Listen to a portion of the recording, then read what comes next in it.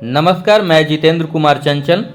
हम हाजिर हैं प्रेरक प्रसंगों से जुड़ा कार्यक्रम जीवन कथा को लेकर, जिसमें हम जीवन संघर्षों से जुड़ी कहानियां सुनाते हैं। कई लोग खराब परिस्थितियों में आपा खो बैठते हैं। उन्हें लगता है कि दुनिया की सारी तकलीफें हमारे पास ही हैं, जबकि ऐसा नहीं है। कुछ लोग आपदा में भी अवसर ढूंढ लेते हैं। हम जानते हैं परिस्थितियां कभी भी पूछ कर नहीं आती। सवाल है हम सामना कैसे कर पाते हैं उसका। तकलीफों के कारण कुछ मंजिल से कदम मोड़ लेते हैं तो कई इन्हीं परिस्थितियों में रिकॉर्ड तोड़ देते हैं। कुछ ऐसे भी इंसान हैं जिसने कभी अपनी कमियों को लेकर ईश्वर से शिकायत नहीं की, बल्कि उसने अपने हौसलों, अदम्य साहस और दृढ़ इच्छा शक्ति के दम पर वो कर दिखाया जिसकी कल्पना हम कभी नहीं कर सकते थे। आज की कहानी कुछ इसी तरह का है, सुनिए। विल्मा रुडोल्फ का जन्म टेनेसेसी के गरीब परिवार में हुआ था। 4 साल की उम्र में उसे डबल निमोनिया और काला बुखार के गंभीर बीमारी ने घेर लिया।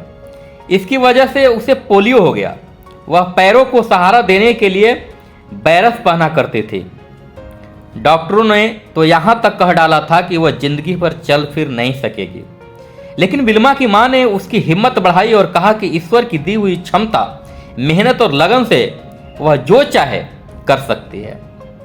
यह सुन विल्मा ने कहा वह इस दुनिया की सबसे तेज धाविका बनना चाहती है।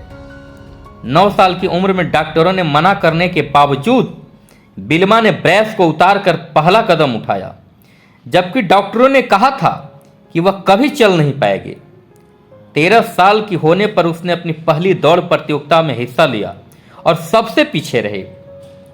उसके बाद वह दूसरी, तीसरी, चौथी दौड़ प्रतियोगिताओं में हिस्सा लेती रही और हमेशा आखिरी स्थान पर आती रही। तब तक वह कोशिश करती रही जब तक वह दिन नहीं आ गया जब वह फर्स्ट आई। 15 साल की उम्र में विल्मा टेनेसी स्टेट यूनिवर्सिटी गई। वहां वह एक टेम्पल नाम के कोच से मिली। विल्मा ने उन्हें अपनी इस ख्वाहिश बताई कि मैं दुनिया की सबसे तेज धाविका बनना चाहती हूं। तब टेम्पल ने कहा, तुम्हारी इसी इच्छा शक्ति की वजह से तुम्हें कोई भी नहीं रोक सकता और साथ में मैं भी तुम्हारी मदद करूंगा। आखिरी वह दिन आ गया जब विल्मा ने ओलंपिक में हिस्सा लिया। ओलंपिक में दुनिया के सर्वश्रेष्ठ खिलाड़ियों में मुकाबला होता है। विल्मा का मुकाबला जूता हैन से था, जिसे कोई भी अभी तक हरा नहीं पाया था। पहली दौड़ 100 मीटर की थी। इसमें विल्मा ने जूता हैन को हराकर अपना पहला गोल्ड मेडल जीता। दूसरी दौड़ 200 मीटर की थी। इसमें विल्मा ने जूता को दूसरी बार हराया और उसे गोल्ड मेडल मिला।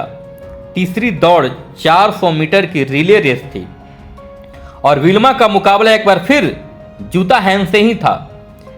रिले में रेस का आखिरी हिस्सा टीम का सबसे तेज एथलीट ही दौड़ता है। इसलिए विल्मा और जूता हैन दोनों को अपनी अपनी टीमों के लिए दौड़ के आखिरी हिस्से में दौड़ना था। विल्मा की टीम ने 3 लोग रिले रेस के शुरुआती 3 हिस्सों में दौड़े और आसानी से बेटन बदली। जब विल्मा के दौड़ने की बारी आई, उसके हाथ से बेटन ही छूट गई। लेकिन विल्मा ने देख लिया कि दूसरे छोर पर जूता हैन तेजी से दौड़ चली है। विल्मा ने गिरी हुई बेटन उठाई और मशीन की तरह ऐसी तेज दौड़ी कि जूता हैन को तीसरी बार भी हराया और अपना तीसरा गोल्ड मेडल जीता। यह बात इतिहास के पन्नों में दर्ज हो गई कि एक लकवाग्रस्त महिला 1960 के ओलंपिक में दुनिया की सबसे तेज धाविका बन गई। हम विल्मा के जीवन के इस प्रेरक प्रसंग से क्या सीख सकते हैं? इससे हमें यह शिक्षा मिलती है कि कामयाब लोग कठिनाइयों के बावजूद सफलता हासिल करते हैं, न कि तब जब कठिनाइयां नहीं होती। नमस्कार।